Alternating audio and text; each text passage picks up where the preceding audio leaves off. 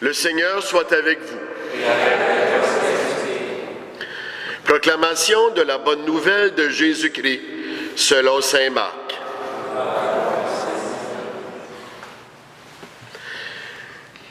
Comme le nom de Jésus devenait célèbre, le roi Hérode en entendit parler. On disait, c'est Jean le Baptiste qui est ressuscité d'entre les morts.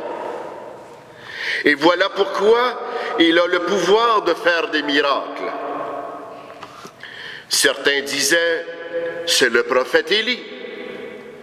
D'autres disaient encore, c'est un prophète comme ceux de jadis.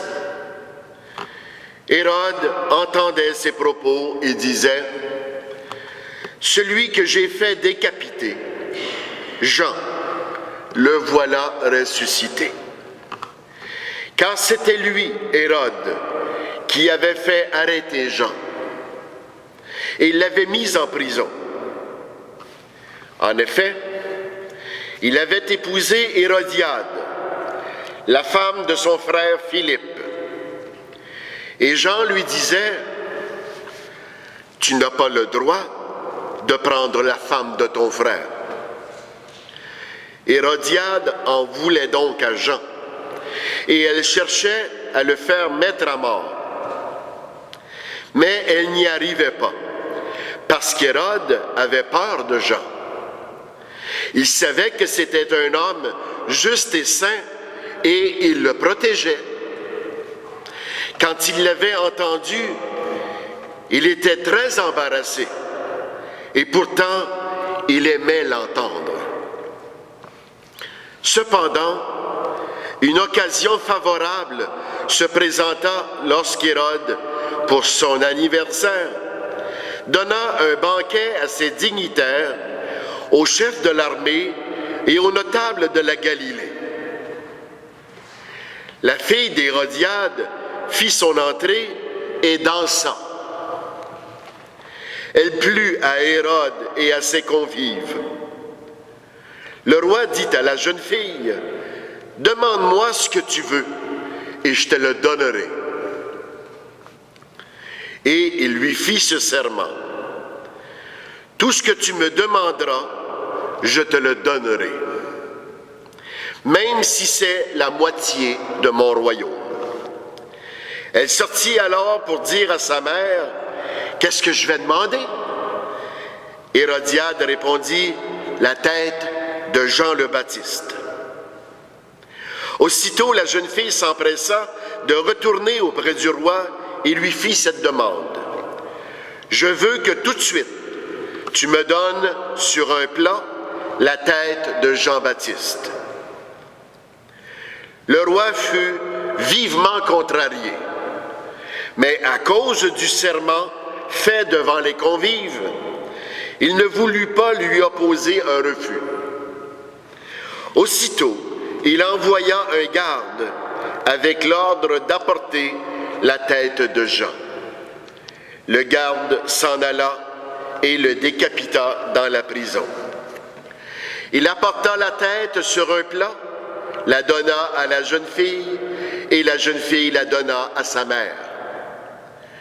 Lorsque les disciples de Jean apprirent cela, ils vinrent prendre son corps et le déposèrent dans un tombeau. Acclamons la parole de Dieu.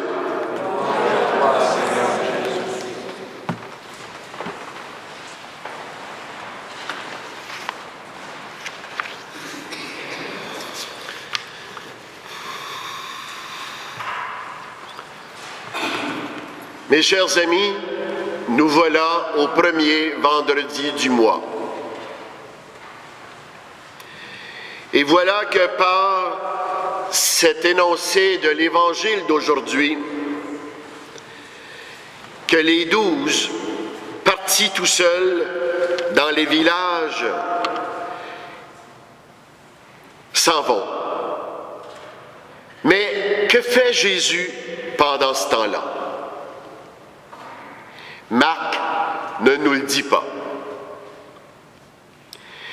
Mais Jésus, sans l'ombre d'un doute, doit penser à ses amis qui affrontent les refus dont il les a avertis pourtant d'avance. Il doit prier pour eux. C'est la première expérience d'Église. C'est encore tout fragile dans ce début de cette mission. Cette première mission a sans doute duré quelques semaines ou quelques mois, car Marc éprouve le besoin, avant de nous raconter leur retour près de Jésus, de nous donner un intermède. Et croyez-moi, ce qu'il va nous dire n'est pas intercalé là par pur hasard. Nous allons voir un échantillon du genre d'accueil qu'on fait aux envoyés de Dieu. Jean-Baptiste, c'est humainement, apparemment, l'insuccès. C'est vraiment l'ambiance dramatique de la mission. Comme ils ont traité le Maître, ils vous traiteront aussi.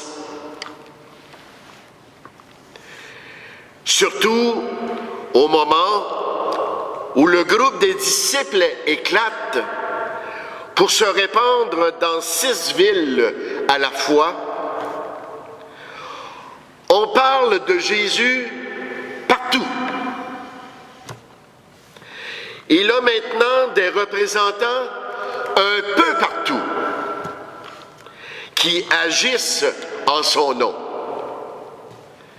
Son mouvement est en train de s'organiser. Ça commence à faire de plus en plus de bruit.